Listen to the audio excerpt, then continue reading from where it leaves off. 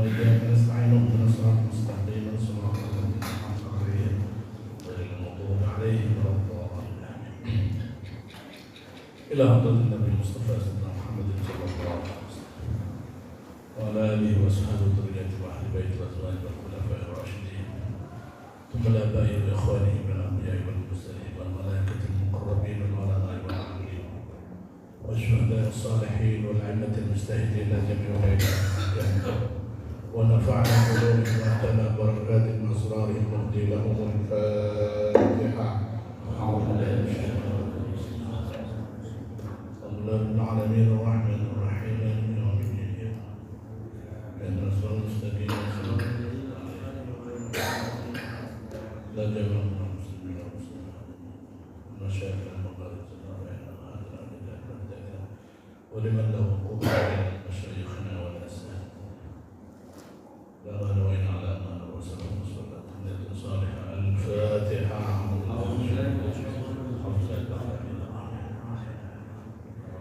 يا نعبد وإياك نستعين صراط الذين أنعمت عليهم غير المغضوب عليهم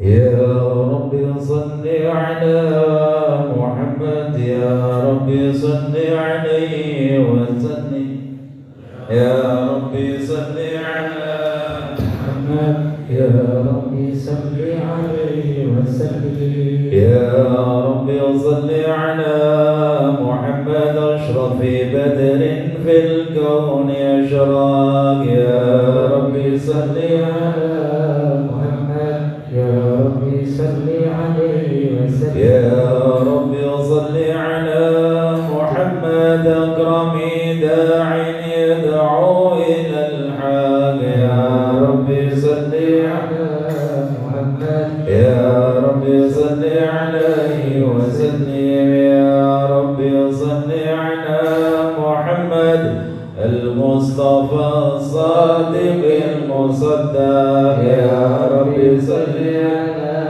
محمد يا رب صل عليه وسلم يا رب صل على محمد على الورى منطقا وأصداق يا رب صل على محمد يا رب صل عليه وسلم يا رب صل على محمد أفضل من بالتقى تحقق يا رب صل على محمد يا رب صل عليه وسلم يا رب صل على محمد من في السخاء والوفاء تخلق يا رب صل على محمد يا رب صل عليه وسلم يا رب صل على محمد واجمع من الشمل ما تفرق يا رب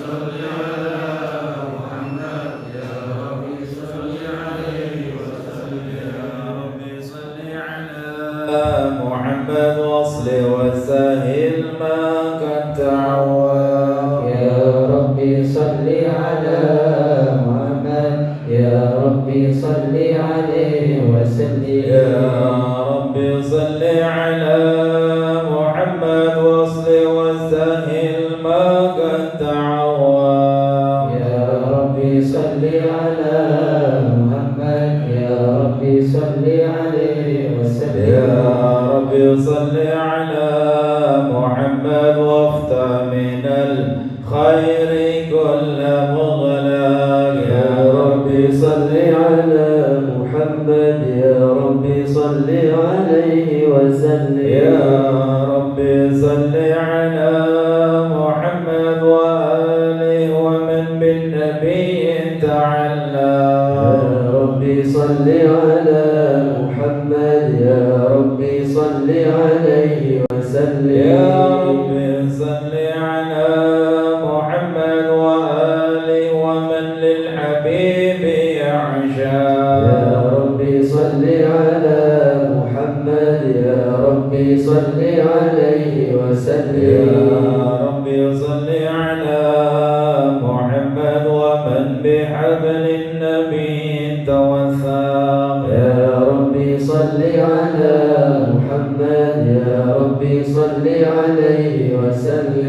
يا ربي صل على محمد، يا ربي صل عليه وسلم. يا ربي صل على محمد، يا ربي صل عليه وسلم. اللهم صل وسلم وبارك عليه وعلى آله وصحبه. أعوذ بالله من الشيطان الرجيم. بسم الله الرحمن الرحيم. إنا فتحنا لك فتحا مبينا ليغفر لك الله ما تقدم من ذنبك وما تأخر ويتم نعمته عليك ويهديك صراطا مستقيما وينصرك الله نصرا عزيزا. لقد جاءكم رسول من أنفسكم عزيز عليه ما عنتم حريص عليكم بالمؤمنين رؤوف رحيم. صلى الله عليه. فإن تولوا فقل حسبي الله لا إله إلا هو عليه توكلت وهو رب العرش العظيم. إن الله وملائكته يصلون على النبي يا أيها الذين آمنوا صلوا عليه وسلموا تسليما. اللهم صل وسلم وبارك عليه. بسم الله الرحمن الرحيم. الحمد لله القوي سلطانه الواضح برهانه المبسوط في الوجود كرمه وإحسانه. تعالى مجده وعظم شانه. خلق الخلق لحكمة وضوى عليها علمه وبسط لهم من فائض المنة ما جرت به في أقداره القسمة. وأرسل إليهم أشرف خلقه وأجل عبيده رحمة. تعلقت إرادته الأزلية بخلق هذا العبد المحبوب فانتشرت آثار شرفه في عوالم الشهادة والغيوب.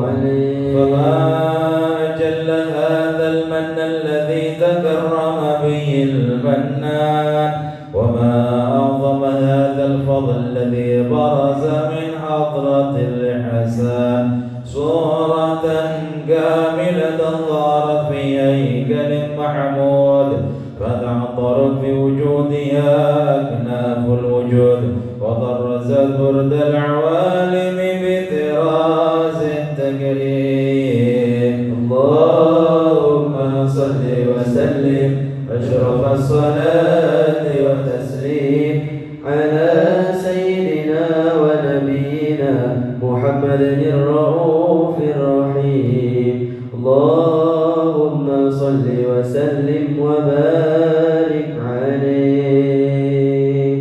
تجلى الحق في عالم قدسه الواسع تجليا قضى بانتشار فضله في القريب والشاسع.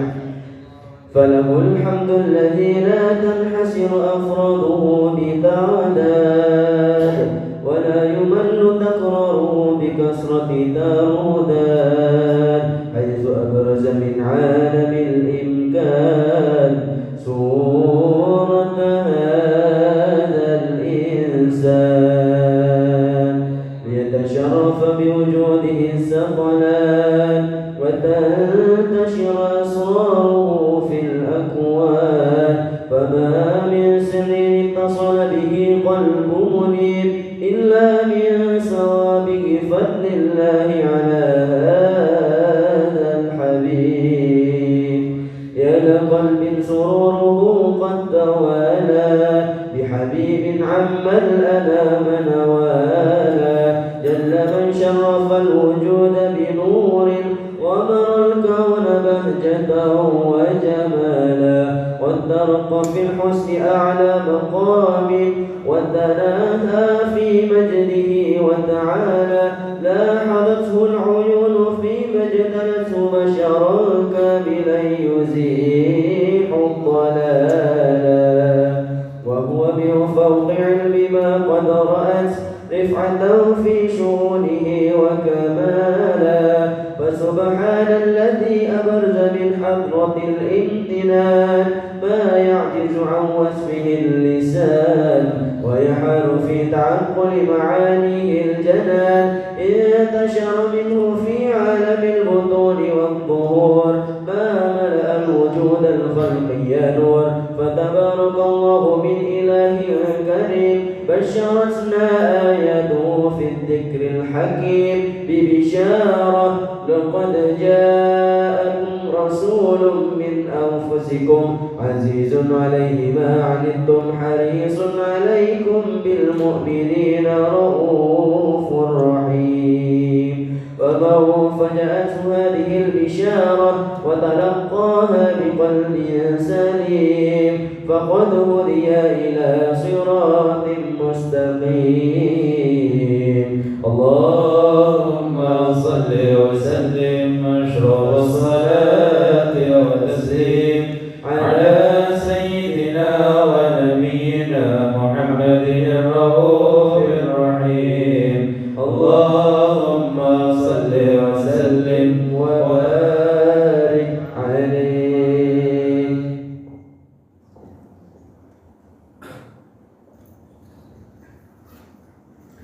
اللهم صل وسلم على سيدنا محمد وعلى آل سيدنا محمد السلام عليك زين الأنبياء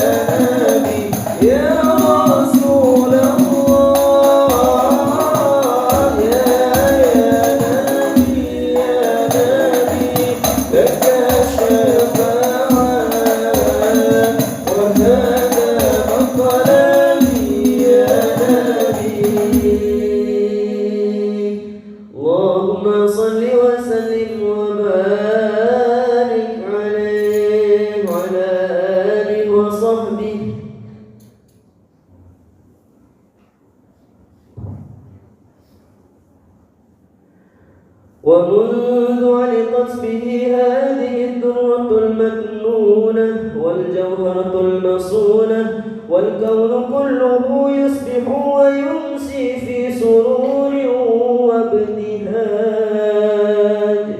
بقرب ظهور إشراق هذا السراج، والعيون متشوفة إلى بروزه متشوقة إلى التقاط جواهر كنوزه، وكل دابة لقريش نطقت بفصيح العبارة معلنة بكمال البشارة، وما من حامل حملت في ذلك العام إلا تسفي حملها بغلام من بركات وسعادة هذا الإمام. ولم تزل الأرض والسماوات متضمخة بعبر الفرح بملاقة أشرف البريات وبروزه من عالم الخفاء إلى العالم الظهور بعد تنقله في البطون والظهور، فأظهر الله في الوجود بهجة التكريم وبسط في العالم الكبير مائدة التشريف والتعظيم ببروز هذا البشر الكريم. اللهم صل وسلم أشرف الصلاة وتسليم على سيدنا ونبينا محمد الرؤوف الرحيم. اللهم صل وسلم وبارك عليه. اللهم صل وسلم وبارك عليه وعلى آله وصحبه.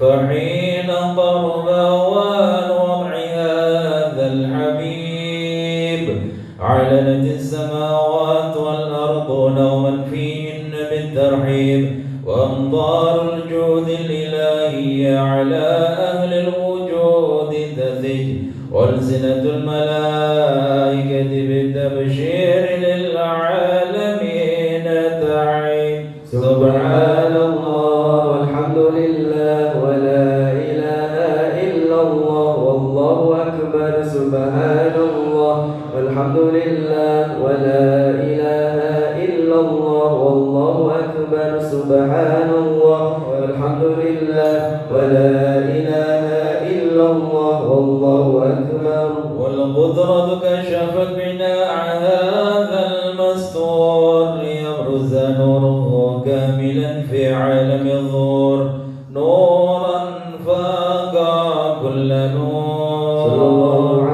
ونفذ الحق حكمه على من أتم الله عليه النعمة من خواص الأمة أن يطر عند وضعه أمة تأنيسا لجنابها المسعود ومشاركة لها في هذا السماق الممدود. صلى الله عليه. فأمر بتوفيق الله سيدة مريم والسيدة آسيا ومعهما من الحور العين من قسم الله له من الشرف بالقسمة الوافية، فأتى الوقت الذي رتب الله على حضوره وجود هذا المولود، فانفلق صبح الكمال من النور عن عمود، وبرز الحامد المحمود مذعنا لله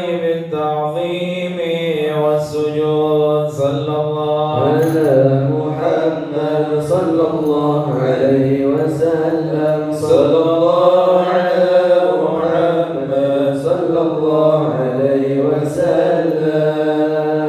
يا نبي سلام عليك، يا رسول سلام عليك، يا حبيب سلام عليك، صلوات الله عليك. يا نبي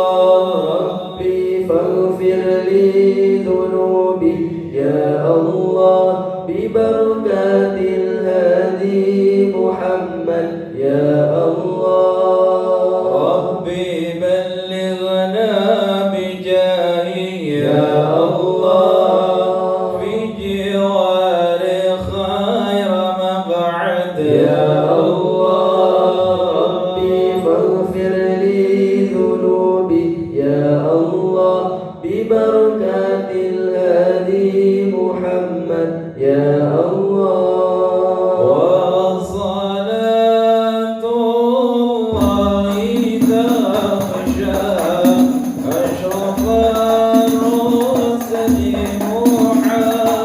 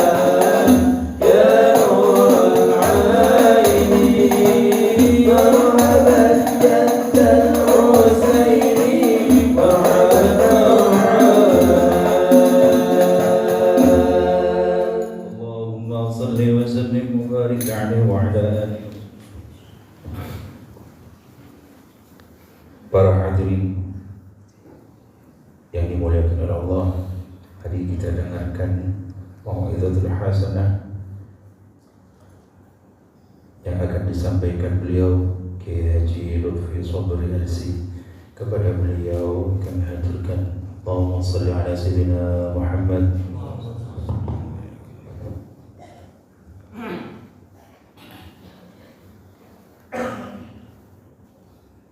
Bismillahirrahmanirrahim. Assalamualaikum warahmatullahi wabarakatuh. Alhamdulillah nahmaduhu wa nasta'inuhu wa nastaghfirullah min shururi anfusina wa min sayyiati a'malina. May yahdihillahu fala mudilla lahu wa may yudlilhu fala hadiya lahu. Asyhadu an la ilaha illallah wahdahu la syarika lahu wa asyhadu anna Muhammadan 'abduhu wa rasuluh. Allahumma salli wa sallim wa barik wa karrim ala hadha an-nabiyil karim wa ala alihi wa sahbihi ajma'in, amma ba'd.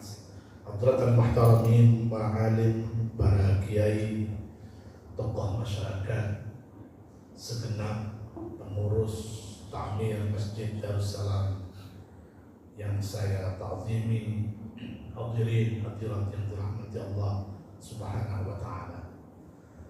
Pertama, kita ucapkan syukur kehadiran Allah Subhanahu wa taala. Sore hari ini kita semua bisa berkumpul di Masjid Darussalam yang penuh berkah ini dalam rangka bersama-sama memperingati Maulidur Rasul sallallahu alaihi wasallam. Mudah-mudahan kita semua yang ada di tempat ini selalu mendapatkan barakah dari Allah Subhanahu wa taala, payung rahmat dari Allah Subhanahu wa taala, juga syafaat baginda Rasul sallallahu alaihi wasallam. Amin ya rabbal alamin. Salawat dan salam mudah-mudahan selalu tercurah limpahkan kepada junjungan kita Nabi besar Muhammad sallallahu alaihi wasallam. Para hadirin yang dirahmati Allah, inilah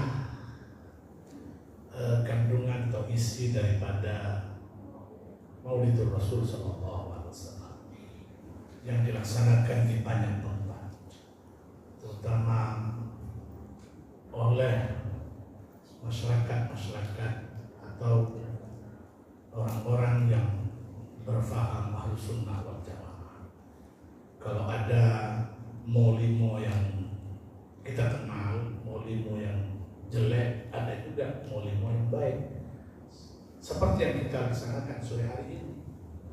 Jadi ada maulidan, ada manakiban, ada mauidhah.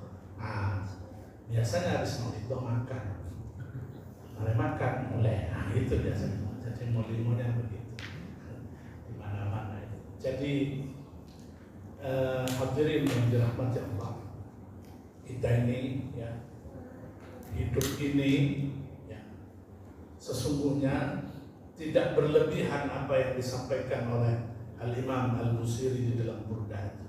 Wa kulluhum min Rasulillah mulkanisun. Semuanya ini bersumber dari Rasul sallallahu alaihi wasallam. Dan kemuliaan Rabiul Awal bukan karena apa-apa, bukan karena bulannya, tapi kemuliaan Rabiul Awal karena di dalamnya Rasul sallallahu alaihi wasallam itu dilahirkan. Dan semuanya bersumber dari kelahiran ini. Semua kegiatan-kegiatan dalam Islam sumbernya adalah Maulidur Rasul sallallahu alaihi wasallam. Maka tidak ada, kata beliau dalam sebuah qasidah, masih tidak ada perayaan ya yang lebih besar katakanlah daripada perayaan Maulid sallallahu alaihi wasallam, karena sumbernya adalah Maulid. Setelah itu orang misalkan Isra Mi'raj, yang disrakan, dimi'rajkan itu adalah Rasul sallallahu alaihi wasallam. Seandainya tidak ada Maulid, tidak ada kelahiran Rasul sallallahu alaihi wasallam, maka yang lainnya pun tidak ada. Maka dia bagaikan pohon, yang lainnya adalah ranting dan buahnya. Hadirin yang dirahmati Allah, maka dengan kita mengingat tentang ini semua karena semakin kita jauh dari baginda Rasul waktu itu ya, semakin kita jauh maka juga seperti itu pula kita. Artinya zaman terbaik itu kata Nabi adalah zamanku, qarni, abadku. Setelah itu alladzina yalunahum, setelah itu zamannya para sahabat, para tabi'in, tabi'in sampai kepada kita. Jadi semakin ke belakang, semakin jauh zaman itu dengan Rasul sallallahu alaihi wasallam adalah semakin tidak baik atau semakin buruk. Maka beliau katakan la ya'ti zaman illa wa ba'dahu syarrun minhu. Tidak ada satu zaman yang datang kecuali setelah itu semakin buruk, semakin buruk. Benar enggak ini? Hah? Saya dulu waktu kecil, Pak, ya waktu kecil, orang perempuan kalau kelihatan celana dalamnya itu malu, Pak. Waktu saya kecil, itu anak kecil, Pak, ya. Makanya dulu waktu kecil, Pak, ya, tahun 80-an mungkin. Saya masih kecil itu, kalau sekolah di SD, ya, ngaruh apa namanya? Untuk apa potlot itu apa namanya, orotan itu apa bahasa Indonesia orotan? Nah, naruh orotan itu di atas sepatu dikasih tali, kan? Terus ada perempuan lewat, ada anak lewat gitu kan, biru gitu kan, merah nangis Pak gitu kan, bisa nggak masuk kelas 2 hari, bisa nggak masuk sekolah dia 2 hari, saking malunya. Coba lihat hari ini, ya. Anak-anak perempuan itu bertiktok dan sebagainya, dibuka kang. Nah, apa Ustaz juga lihat? Kadang lewat di beranda. Astagfirullah.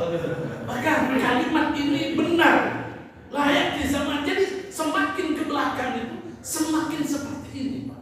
Iya, justru hari ini yang kita lihat ya, orang malah bangga ketika kelihatan celana dalamnya perempuan, maksud saya, Pak.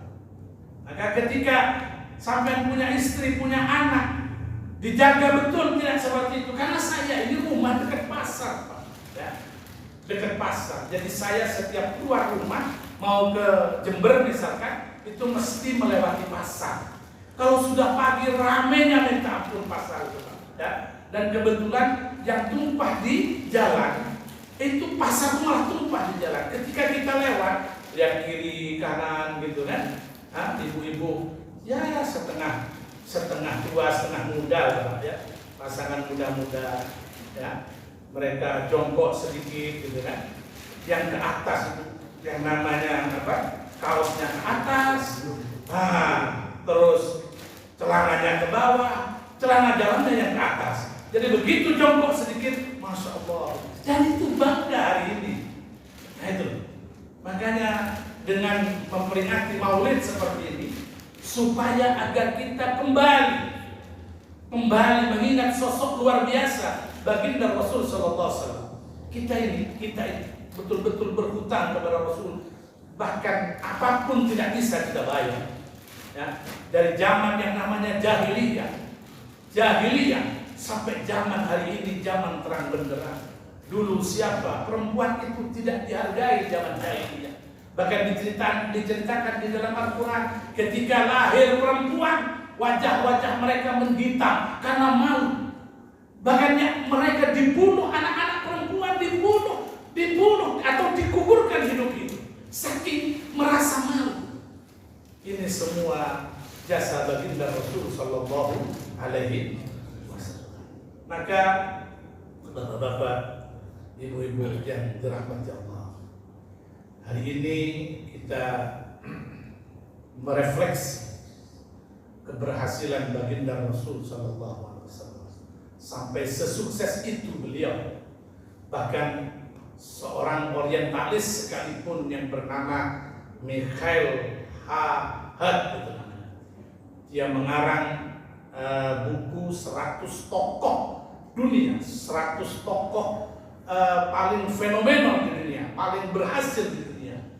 Dan dia menaruh Rasulullah SAW sebagai tokoh terhebat nomor 1 sepanjang sejarah manusia.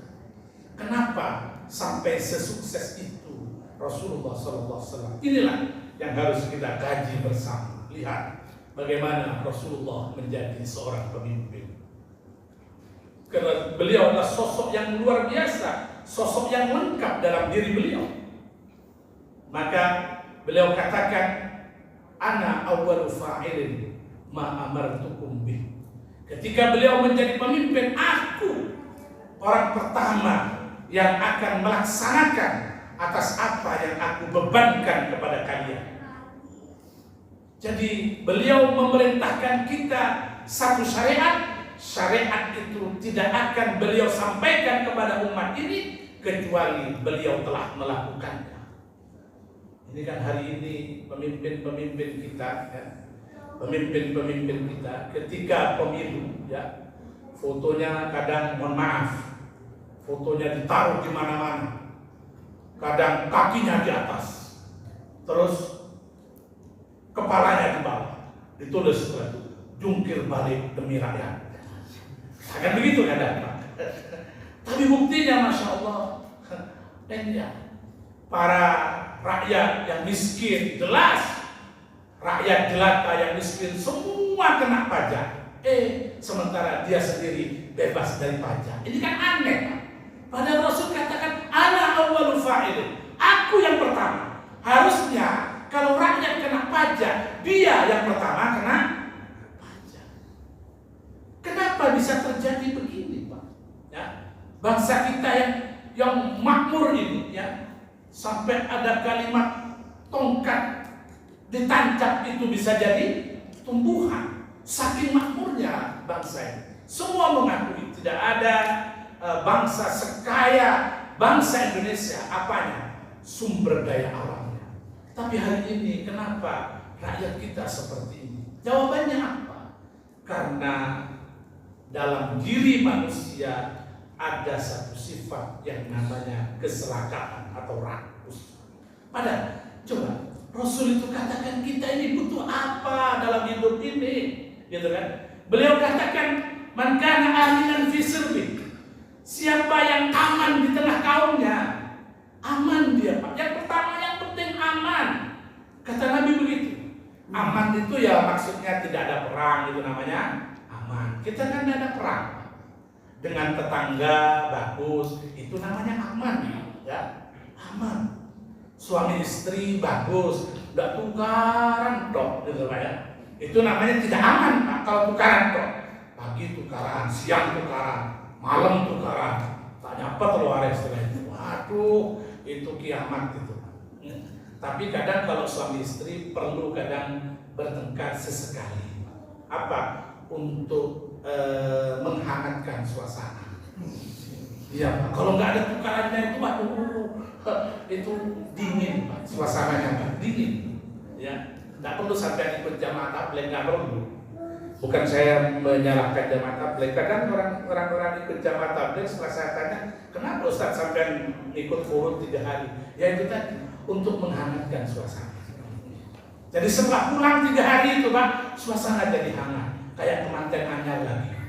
Nah, kalau sampai yang bukan peserta jamaah tabligh, tukaran dengan istri. Setelah itu jangan nyapa 3 hari. Tukaran, ya. Setelah itu ini perlu dipraktekkan. Ya, setelah dari majelis ini sampai cari gara-gara supaya tukaran. Nah, ini kalau untuk suami istri, khusus untuk suami istri. Kadang setelah tukaran, ya nggak nyapa 3 hari, ya, suasana hangat kembali. Jadi apa yang sebelumnya gasnya cuma 50 itu bisa 70-80. Apa barokahnya tukaran 3 hari? Itu untuk suami istri. Kalau sampai belum kawin tidak paham tentang ini. Nah, aminan fi sirbi, yang penting aman pertama. Aman itu ya tidak ada perang, tidak ada tukaran suami istri. Baik. Itu namanya aminan. Atau tidak punya kreditan. Orang punya kreditan itu tidak aman, Pak. Malam takut cerai. Aduh, besok sudah tanggal 7. Aduh, itu tidak aman namanya, Pak. Makanya kalau kira-kira sampean tidak mampu, nggak usah kreditan. Nah, kalau orang perumahan sini nggak ada kreditan. Saya lihat, Masya Allah, gitu kan. Biasa saya ngomong begini kalau di kampung-kampung itu. Kenapa? Karena kalau di kampung itu yang sana beli jazz, nah yang sana mau beli Picanto. Biasanya begitu Pak. Waduh mas, masa gitu kan ke suaminya. Sana sudah jazz mas, kita ini apa? Nah, kita ini masih carry mas. Nah, sudah ya. Nah, itu menjadi tidak aman. Padahal kebutuhan paling dasar dalam hidup ini yang penting aman. Itu kata Nabi, bukan kata saya. Mangkana aminan fisir. Yang kedua yang dibutuhkan itu kita hidup ini sehingga kita menjadi tidak rakus Pak. Nah, orang rakus itu apa sih? Gitu. Ini saya bingung kan. Nah, mereka bukan melarang, kok masih korupsi. Bahkan masya Allah, dana-dana haji dikorupsi Pak. Quran dikorupsi. Ini bingung saya kadang-kadang. Ini saya membaca beritanya ini. Masya Allah. Terus kita mau percaya kepada siapa? Kalau Gus saja sudah seperti ini, apalagi Ges Pak. Yang Gus saja sudah kayak begini. Bagaimana kalau Ges? Bagaimana kalau Gos? Nggak jadi hantu Pak. Ini Gos apa Gos? Jadi ngeri-ngeri sedap gitu kan. Ini pun. Padahal yang dibutuhkan itu karena kata Nabi aminan. Yang penting kita aman. Yang kedua, kebutuhan hidup manusia itu Nabi yang ngomong. Apa katanya? Mu'afan fi jasadi. Badannya sehat. Nah, itu kalau sudah sehat kan enak. Makanya ada nikmat terbesar dan sehat ini. Ya. Kadang kita menganggap wah dunia, harta, duit, puas itu. Padahal sehat ini karunia terbesar di alam ini yang diberikan Allah Subhanahu wa Ta'ala. Saya kapan lalu pernah pengajian sama Kiai siapa itu Pak? Kiai Malik Sanusi. Kiai Malik itu Pak di Bondowoso. Nah, waktu ngobrol itu beliau cerita, Kiai saya baru dari Malaysia. Terus saya ini ketemu salah satu jamaah. Nah, itu orang kuaya, terus anaknya itu buta, butuh donor mata, dan dia akan membayar satu mata itu 3 miliar waktu itu Pak, mungkin 2 tahun yang lalu saya. Jadi 2 mata 6 miliar. Kemudian kebeli bakso 6 miliar. Kadang kita lupa Pak. Ada orang mau membeli mata satu itu 3 miliar. Kalau sampai mau jual matanya ayo 3 miliar.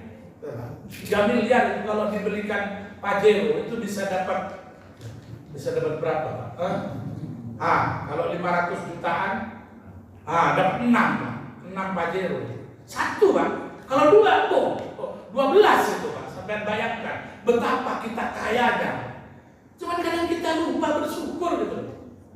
Duit tuh yang dipikirkan. Makanya sampai kalau ditanya duit sama istrinya, Mas duit tuh. Sampai tidak bersyukur lah gitu. Mata jadi bisa 3 miliar, mau tak jualkan mata. Ya.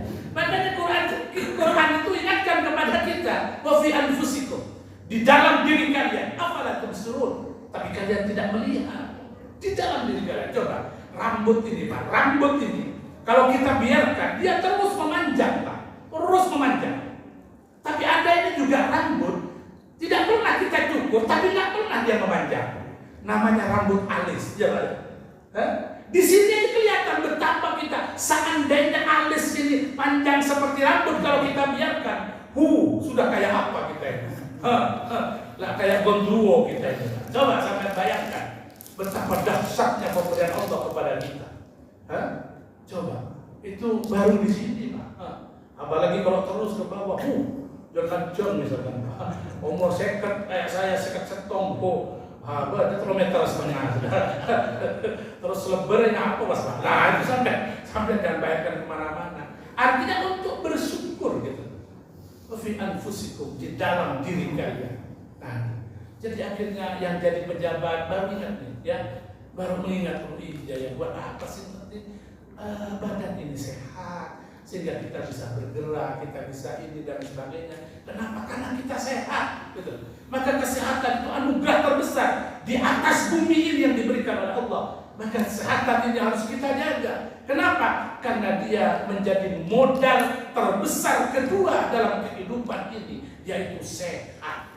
Kalau kita sehat, mau makan tempe oke, mau makan kendui oke, mau makan sate nambah 2 kali, kan begitu?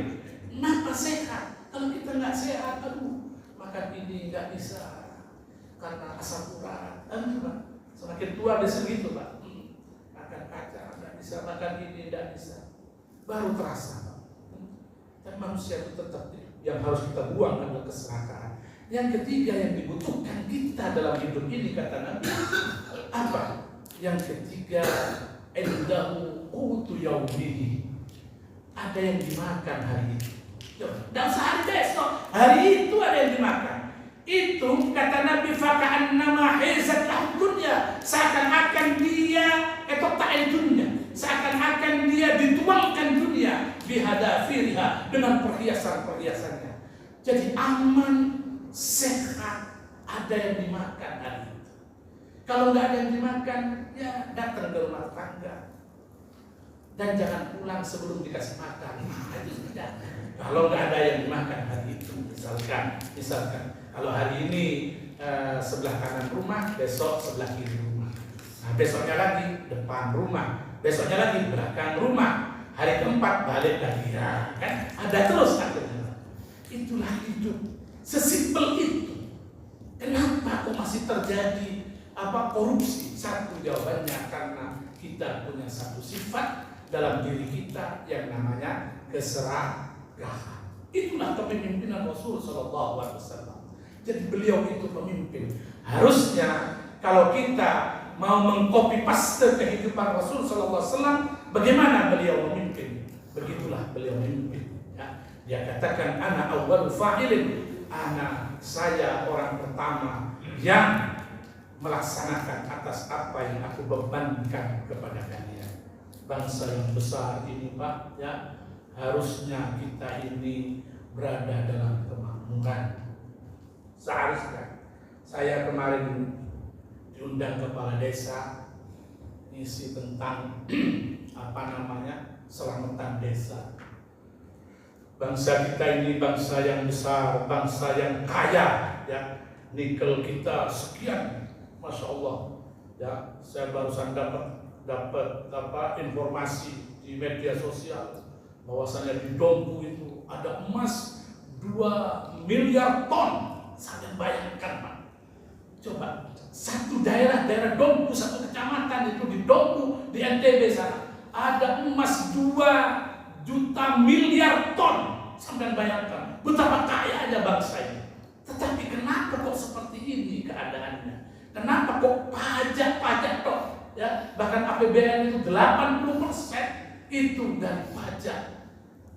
BUMN itu hanya sekitar 12 atau 15%. Jadi negara kalau sudah mengutamakan pajak itu tanda-tanda adalah kebangkrutan. Kenapa bisa seperti itu, Pak? Kenapa bisa seperti itu? Kata Nabi SAW, ya, bahwasanya saya di zaman ala ummati akan datang satu zaman kepada umatku yafirruna minal ulama. Pada zaman itu, pada waktu itu mereka lari daripada ulama. Mereka tidak mau mendengar fatwanya ulama. Kemarin baru saja itu ada fatwa ulama haram tentang apa? Son horek, ya Pak? Ya, dengar sampai. Benar nggak? Saya dengar sampai Pak. Itu fatwa ulama. Saya dengar betul Kiai Afifuddin dari Sukoharjo. Beliau buka kitabnya, Pak. Kitab fikih, kitab usul fikih. 1 lemari beliau buka. Ya. Wah, beliau kaji tentang usul fikih itu. Ya. Luar biasa. Saya lupa apa yang beliau sampaikan, tapi dia, kata beliau, untuk memberi kesimpulan bahwasanya ini haram, telaahnya itu luar biasa. Tapi pada kenyataannya kita atau masyarakat lebih mendengar ulama apa lebih mendengar influencer? Jawab. Kalau saya tanyakan, lebih mendengar para ulama atau ada dia bilang tahqiqul khitab atau apa saja yang saya dengarkan fatwa beliau Kiai Afifuddin dari Sukoharjo. Beliau tunjukkan kitabnya dan sebagainya. Artinya tidak sembarangan lah gitu berfatwa. Ya, akhirnya ulama Jawa Timur lewat MUI mengharamkan itu namanya songkoran. Ini di depan saya ini pencinta songkoran juga ini. Lagi mulai yang buat saya ini. Coba saya biarkan. Sekarang pertanyaannya, kita lebih mendengar itu apa lebih mendengar influencer? Oh itu kaji, Masya Allah, luar biasa. Inilah. Maka tidak salah yang dikatakan baginda Rasul, satu zaman itu mereka akan yafiruna minal ulama. Yafiruna minal ulama. Mungkin inilah zamannya. Apa yang terjadi? Fatalahullah bisalati baliyatin. Maka Allah akan timpakan kepada kaum itu dengan 3 timpaan, 3 baliyat, 3 ujian besar, 3 musibah. Di antaranya yang pertama, yanzi'ullahul barakata min kasbihim. Tidak ada keberkahan dari pekerjaan mereka.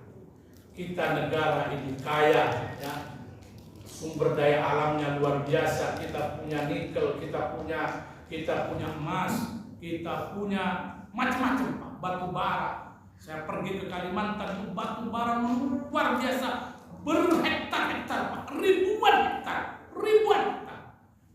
Saya datang ke Kalimantan Timur, ya, melihat Masya Allah dengan mata kepala saya sendiri. Betapa dekerut yang namanya batu bara. Terus kemana kekayaan ini? Kenapa bangsa kita masih kayak gini-gini saja? Berarti benar apa yang dikatakan baginda Rasul, yanzi'ullah, tidak ada keberkahan dari itu semua. Maka lewat peringatan Maulid ini kita merefleksi, kita mengingat kembali. Ya, harus kita ingat kembali. Sekarang sudah tidak ada yang namanya Nabi, sudah tidak ada Nabi. Yang ada adalah pewaris para Nabi. Nabi-nabi itu tidak meninggalkan apa-apa. Innal anbiya ma warathu dinaran wala dirhaman. Mereka tidak meninggalkan emas, tidak meninggalkan perak. Walakinnahum, tetapi mereka warathu al-ilma. Mereka hanya mewariskan ilmu. Maka sekarang ini yang ada adalah para ulama. Semakin kita mendekat kepada ulama, maka insya Allah hidup itu akan berkah. Pertanyaannya, siapakah para ulama itu? Kalau hari ini dana haji masuk kepada ulama yang mana ini? Ini yang bahaya ini. Wah, semakin ramai lagi akhirnya Pak. Ciri-cirinya ulama itu, ya, kata Imam Al-Ghazali, satu, ulama akhirat itu mengajak umat minasyirki, dari kesyirikan ila tauhid. Itu pasti mengajak masyarakat, ayo kita betul-betul bertauhid, meminta hanya kepada Allah, meminta tolong hanya kepada Allah, itu pasti. Yang kedua, ciri ulama akhirat adalah mengajak masyarakat atau umat minat tafarruq ila ittihad, mengajak kepada dari perpecahan menuju persatuan. Itu ulama akhirat. Yang ketiga, ciri ulama akhirat adalah minar rubbati az-zuhdi, mengajak dari rubbah, cinta dunia, cinta kepada, itu namanya rubbah ila zuhdi, kepada zuhud. Zuhud bukan berarti meninggalkan dunia, dia tetap mengambil dunia tapi seperlunya. Itu adalah ciri-ciri ulama akhirat. Maka kalau sampai mau menemukan tiga ini, makanya kalau ada kiai, maaf, ini kritik agak serius. Ada kiai umpahannya sudah bagus dan apa, tapi masih ditulis plat yang harganya puluhan juta, ini nggak masuk.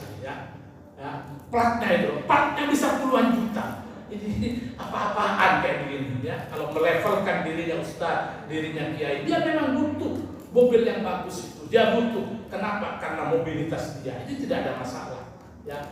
Karena saya ketemu dengan kiai teman saya anak Kairo, namanya Imam Jazuli, Pak. Kenal sampai orang apa Cirebon, Nah, Imam Jazuli dia kaya sekali, tapi dia taruh mobilnya itu di kandang, ya, Mercy, Alphard, dia taruh di kandang, nggak pernah dicuci. Ketika ditanya, Kiai kenapa ini? Itu tadi, saya ingin ini semua tidak masuk di hati saya. Biasa ini, saya yakin setong cuma gitu loh. Oh, dia banyak masalahnya. Oh, itu ditaruh di kandang, Pak. Jadi tidak pernah dicuci, tidak pernah diapa-apain. Cuma tumpah gitu aja. Itu kebetulan letting saya di Mesir. Nah, sekolahnya di Mesir dari Lirboyo. Masya Allah. Hadirin yang dirahmati Allah. Inilah Ar-Rasul Sallallahu Alaihi Wasallam. Yang kedua, ya, keberhasilan baginda Rasul Sallallahu Alaihi Wasallam, lihat bagaimana Rasulullah dalam bermuamalah. Satu, beliau itu tidak pernah pilih-pilih teman, Pak. Semuanya beliau bersahabat dengan siapapun, dengan orang tua, orang muda, bahkan anak-anak dia bersahabat. Dengan tidak memandang status sosial siapapun beliau ajak bersahabat. Bahkan seorang budak pun beliau bersahabat. Itu dulu itu, ya, ada dua orang, namanya satu Umar ibn Khattab, satu lagi namanya Umar ibn Jahshin, dua Umar. Kalau Umar ibn Khattab itu kalau mau kumpulan, ya kayak kita begini Pak, kumpulan ketemu pembesar Quraisy, beliau santun, pendiam, tidak banyak omong. Itu Umar bin Khattab. Satunya Umar bin Jahsh. Wah, itu Pak teriak-teriak. Jadi kalau ada tetangga sampean yang agak berteriak-teriak, ya kan, mau kumpul berteriak-teriak, itu biasanya keturunannya Umar bin Jahsh. Gitu. Kelak dia dikenal dengan Abu Jahal. Itu Rasul.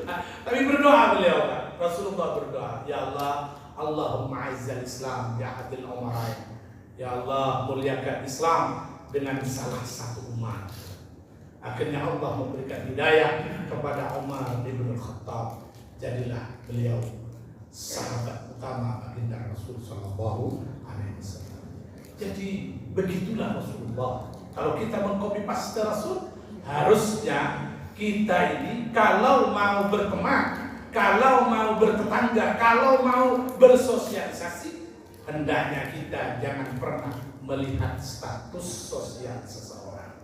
Kalau di kampung-kampung nggak ada kadang, Pak, ya, belum kaya dia, gitu kan, berteman dia. Begitu dia kaya sedikit, bukan level saya, itu. Ini karena dia tidak mengingat bagaimana Rasul Sallallahu Alaihi Wasallam, Kanjeng Nabi itu sangat menghormati siapapun. Tapi yang perlu kita ingat adalah Kanjeng Nabi selalu menjadi simpatik, atau orang pasti simpatik kepada beliau. Jangan sampai kita malah terbawa kepada orang lain. Justru orang lain yang terbawa kepada kebaikan-kebaikan kita. Makanya kita harus juga mengukur diri, Pak. Ya, bukan berarti sampai pas bergaul dengan siapapun, dalam artian kalau dia adalah orang-orang yang baik tanpa harus melihat status sosial. Tapi kalau dia orang tidak baik, nah ini kenapa? Karena sampean bukan Rasul. Kalau sampean gaulnya sama mohon maaf, sama penjudi, takutnya panjenengan juga menjadi penjudi. Gitu. Iya. Nah, ini yang ditakutkan. Maka kalau kita lihat bagaimana Rasulullah dalam pergaulannya, dalam kesehariannya, dalam persahabatannya, beliau tidak pernah memilih-milih teman, memilih-milih sahabat. Nah, yang ketiga, bagaimana Rasulullah SAW bersama keluarganya, bersama istrinya. Beliau adalah laki-laki yang paling romantis dalam keluarganya. Sampai beliau mengatakan khairukum linisaikum. Sebaik-baiknya kalian adalah yang terbaik buat istri-istri kalian. Jadi kalau sampai kebaikan laki-laki itu tanya kepada kepada istrinya. Kalau kata istrinya dia baik, maka pasti itu laki-laki baik. Dan cirinya Pak, cirinya gitu kan. Kalau seorang istri ditinggalkan oleh suaminya dan dia tidak mau menikah, nah itu tanda-tandanya suaminya adalah suami yang baik. Tapi kalau sebaliknya, ya toh, suaminya mau kerja dia berdoa hormati, itu sudah. Ya Allah, mudah-mudahan suamiku tabrakan terus mati, tak nikah lagi ya itu. Karena mohon maaf Pak, perempuan itu Pak, doanya 3 kali lebih kencang menembus aras. Makanya siapapun yang baik kepada istrinya, ya pasti rezekinya akan dimudahkan. Jadi ada 3 perempuan yang menjadi jimatnya laki-laki. Sampai ingat, ada 3 perempuan ini jimatnya laki-laki. Kalau sampai baik kepada 3 perempuan ini, pasti hidup sampai mudah, pasti hidup sampai gampang, pasti hidup sampai luas. Siapa 3 perempuan itu? Yang pertama, ibu sampean kalau masih ada. Ya, perempuan yang pertama adalah ibu sampean. Jadi sampean punya rezeki, punya apa, jangan sampai lupakan ibu. Ya, nah itu yang pertama. Adalah ini kenapa? Karena ini jimat pertama yang sampean miliki. Perempuan pertama, jimat pertama yang sampean miliki. Maka sampean harus baik kepada ibu sampean. Saya kapan lalu, beberapa hari yang lalu, atau mungkin sudah 1 bulan lebih Pak, ada orang datang ke saya, orang Jogja, pengusaha. Terus ya namanya pengusaha itu kalau sudah pusing gitu Pak, pasti datangnya kemana-mana, termasuk kepada saya. Untuk apa? Ya hanya sekedar ngobrol, saya mendengarkan keluh kesahnya, didoakan, disampaikan nasihat, selesai, kan begitu. Nah ini dari Jogja, pengusaha perumahan dan setin sama dengan Mas Imam. Dia sampaikan kepada saya, Kiai, saya hari ini pusing, bingung mau apa, nggak tahu lagi saya. Kenapa Mas? Saya terlilit hutang, dikejar polisi, dikejar pengacara, dikejar orang yang punya tanah, dikejar orang yang beli rumah. Jadi yang ngejar itu 4 golongan, ya. Polisi, pengacara, yang punya tanah, yang beli rumah. Kan 4 golongan. Terus saya sudah bingung. Saya ngasih nasihat. Coba Mas sampai mulai dari duduk di Muntazam. Aduh, saya tidak bisa kerja. Kenapa? Saya ini tidak boleh membuat paspor. Karena saya punya hutang pajak 20 miliar. Aduh, saya bingung. Berapa hutangnya sampean? Ya kalau di total mungkin hampir 60 miliar. Tapi kan usaha sampean besar. Sekalipun besar, tapi ini hutang saya lebih besar kayaknya. Ya. Gini, sampean masih punya ibu?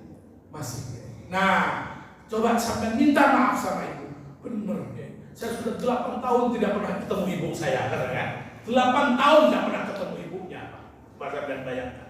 Jadi dia telah membuang jimatnya 8 tahun. Akhirnya, alhamdulillah, ya, dia mendapatkan hidayah, datang, dan kebetulan kok nasihat saya dikasih ilham oleh Gusti Allah. Alhamdulillah saya ketemu lagi kemarin, mungkin sekitar 5-6 hari kemarin, alhamdulillah, saya tetap masih belum punya uang. Tapi titik-titik masalah itu sudah saya temukan. Jadi sekarang saya punya tim, dia tunjukkan ke saya. Kebetulan saya ke Jogja kemarin pelaksana kawan saya. Ini apa kisah nyata. Jadi saya sekarang punya konsultan bisnis, punya konsultan hukum, punya itu yang ditunjukkan oleh Gusti Allah. Yang awalnya tidak sama sekali dia pikirkan hal itu. Sehingga saya lihat wajahnya daripada yang datang dulu, itu hari ini tuh cerah dan berseri-seri Pak, saya ketemu. Padahal ketika dulu dia datang, saya lihat wajahnya ngomong dan fokus, wajah lain-lain dan lain-lain. Maka jimat sampai yang pertama, jangan sampai lupakan adalah ibu sampean. Yang kedua, perempuan kedua jimat sampean adalah istri sampean. Maka sampean harus baik sama istri. Apapun yang dia minta, kasih. Tidak usah bakhil sama istri itu, Pak. Ya? Dia minta 100.000, sampean kasih 200.000, Pak.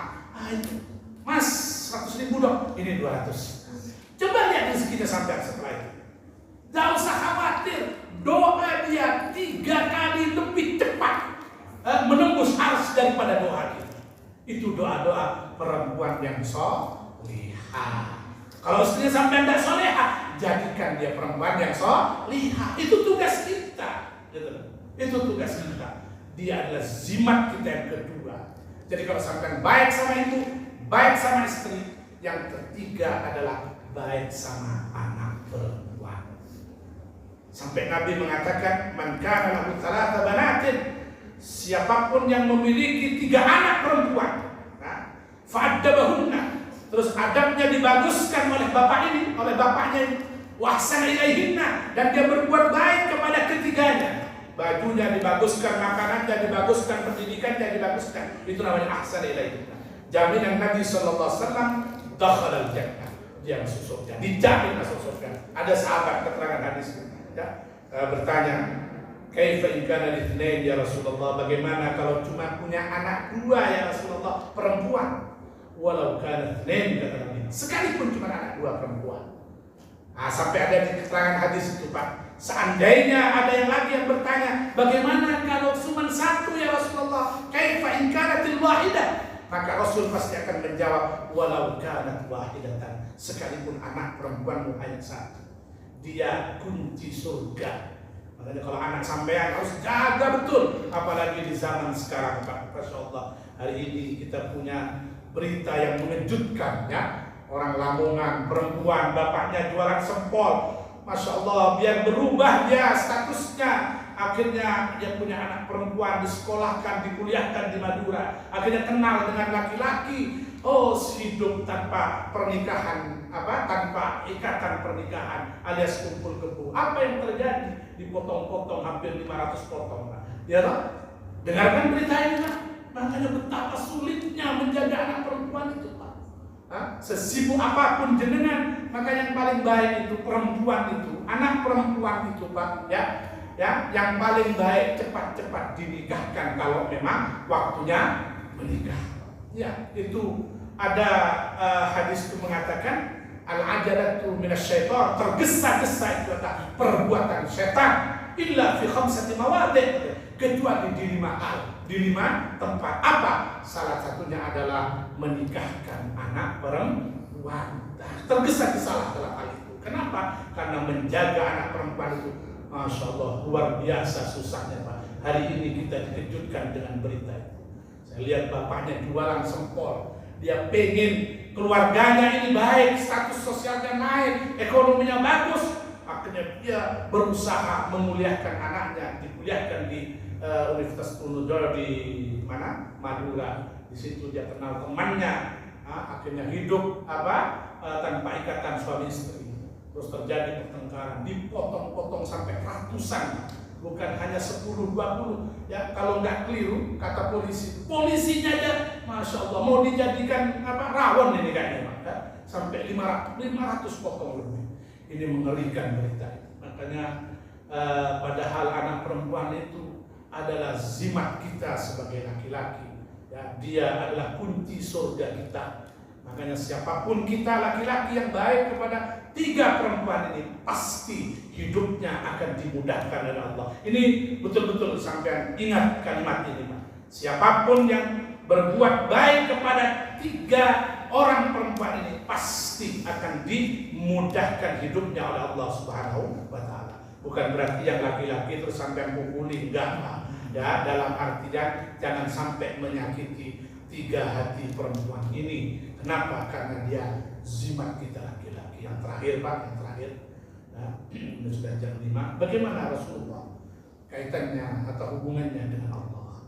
Beliau itu adalah manusia yang paling dekat dengan Allah Subhanahu wa Ta'ala. Sampai disebutkan idza qama, Kanjeng Nabi itu kalau sholat, Pak, ya, beliau berdiri berdiri panjang hatta sampai kedua kakinya hatta yatafattara qadama. Ada dari kita yang berdiri sampai bengkak. Ada sahabat yang mengikuti Rasulullah sholat di belakang Rasulullah, sholat tahajud Pak, qiyamul lail ya. Rasulullah membaca Al-Baqarah. Setelah Al-Baqarah selesai, ternyata beliau meneruskan kepada surat berikutnya, ya, surat Al-Imran. Ya. Dia pikir mungkin setelah surat Al-Imran. Ternyata setelah selesai Al-Imran, dia teruskan surat itu sampai An-Nisa. Sampai dia katakan dalam hatinya, dia mau mufaroqah, mau berhenti Pak, ya. Mau melepaskan dari jamaah kepada Rasul SAW. Coba, maka pantas kalau Rasulullah itu berdiri sampai bengkak kakinya, sampai dia diprotes oleh istrinya, ya Rasulullah, engkau telah dijamin oleh Allah ma taqaddama min dzambik wa ma ta'akhkhar, dosamu sudah diampuni Allah, kenapa kok kamu masih melakukan, Anda masih melakukan ini ya Rasulullah? Sampai diprotes oleh istrinya Pak. Beliau katakan, ya Aisyah, wahai Aisyah, afala akun abdan syakura, apa engkau tidak senang kalau aku ini menjadi hambanya Allah yang bersyukur? Coba. Maka Rasul itu Pak, kekasih Allah. Kalau Nabi yang lain, Nabi Musa meminta kepada Allah, gitu kan? Kepada Allah, ya, kepada Allah untuk diluangkan hati, dilapangkan dadanya, ya. Terus dimudahkan lisannya. Rasul tidak meminta Pak. Beliau diberikan oleh Allah, alam nashrah laka sadrak. Kalau Nabi Musa mengatakan Rabbi shrah li sadri wa yassir li amri, beliau alam nashrah laka sadrak. Ketika Nabi Musa mengatakan hari ini berdoa dia, tapi Allah kepada Nabi Muhammad, inna a'tainaka al-kautsar, tanpa meminta, aku telah berikan kepada engkau al-kautsar. Kenapa dia seperti itu? Karena dia dekat dengan Allah Subhanahu wa Ta'ala. Ketika Sayyidina Ali karramallahu wajhah sakit mata, matanya bengkak merah, ya, ditiup oleh Rasulullah, ditiup, sembuh.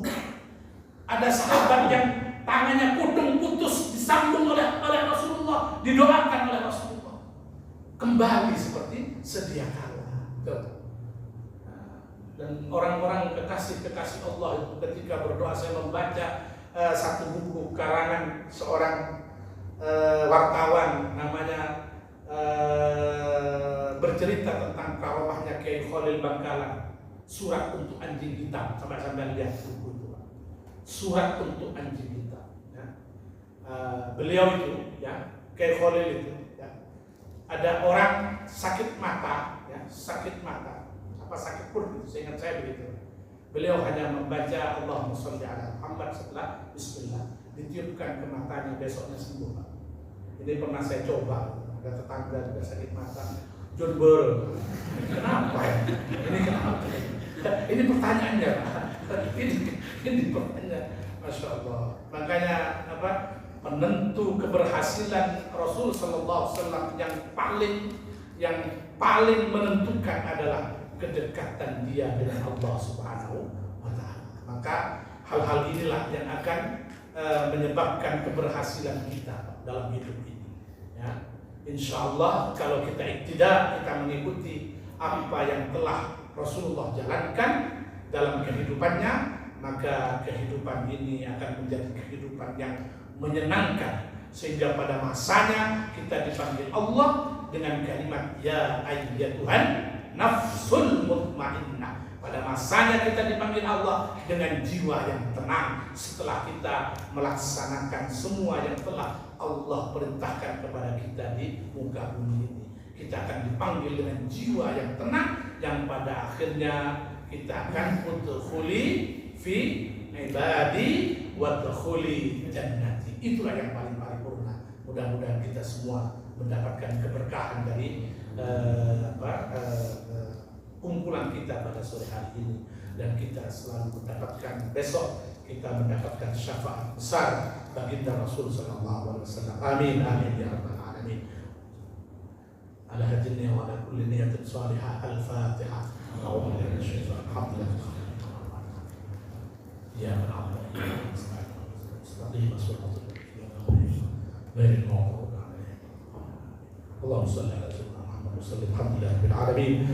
حمد النائمين، حمد الشاكرين، حمد يوافي نعم يكافي مزيد. يا ربنا انت الحمد كما ينبغي لوجهك الكريم وعظيم سلطانك. اللهم اغفر لنا يا رب ذنوبنا وذنوب والدينا وارحمهم كما ربونا صغارا. اللهم اغفر للمسلمين والمسلمات والمؤمنين والمؤمنات الاحياء منهم والاموات. يا الله يا الله يا الله ارفع لهم الدرجات، كفر عنهم السيئات وضاعف لهم الحسنات. يا الله اجعلنا اولادنا ذرياتنا يا رب من اهل العلم واهل الخير، ولا تجعلنا واياهم من اهل الشر والضيق. احفظنا واياهم جميعا وما فتنا عبادك الصالحين. سلمنا يا الله واياهم من آفة الدنيا وعذاب الآخرة. نسألك رضاك والجنة ونعوذ بك من سخطك والنار. نسألك علما نافعا ورزقا واسعا وشفاء من كل داء وسقم. اللهم انفعنا ما علمتنا وارزقنا علوما تنفعنا في الدين والدنيا والآخرة. يا ميسر كل العسير يسر لنا كل العسير، فإن تيسير العسير لديك يسير يا أرحم الراحمين. نسألك سلامة في الدين، عافية في الجسد، وزيادة في العلم، وبركة في الرزق، وتوبة قبل الموت، ورحمة عند الموت، ومغفرة بعد الموت. اللهم هون علينا في سكرات الموت، والنجاة من النار، والعفو عند الحساب. اللهم اجعل جمعنا هذا يا الله في هذا الجامع الشريف جمعا مرحوما، ولا تجعل تفرقنا من بعد الله معصوما، ولا تجعل فينا يا الله شقيا ولا محروما. يا مقلب القلوب ثبت قلوبنا على طاعتك وعلى شكرك وعلى حسن عبادتك. ربنا ظلمنا انفسنا، ان لم تغفر لنا وترحمنا لنكونن من الخاسرين. ربنا لا تزغ قلوبنا بعد إذ هديتنا وهب لنا من لدنك رحمة انك انت الوهاب. ربنا انك جامع الناس ليوم لا ريب فيه، انك لا تخلف الميعاد. ربنا هب لنا من ازواجنا وذرياتنا قرة اعين واجعلنا للمتقين اماما. ربنا آتنا من لدنك رحمة وهيئ لنا من امرنا رشدا. ربنا آتنا في الدنيا حسنة وفي الآخرة حسنة وقنا عذاب النار. سبحان ربك رب العزة عما يصفون وسلام على المرسلين والحمد لله رب العالمين. ربنا تقبل منا بسر الفاتحة. أعوذ بالله من الشيطان الرجيم. اهدنا الصراط المستقيم صراط الذين أنعمت عليهم غير المغضوب عليهم ولا الضالين. Ini yang bisa saya sampaikan, mudah-mudahan sedikit ini menjadi tambah ilmu yang bermanfaat. Amin ya rabbal alamin. Aqulu qawli hadza ihdinas siratal mustaqim. Assalamualaikum warahmatullahi wabarakatuh.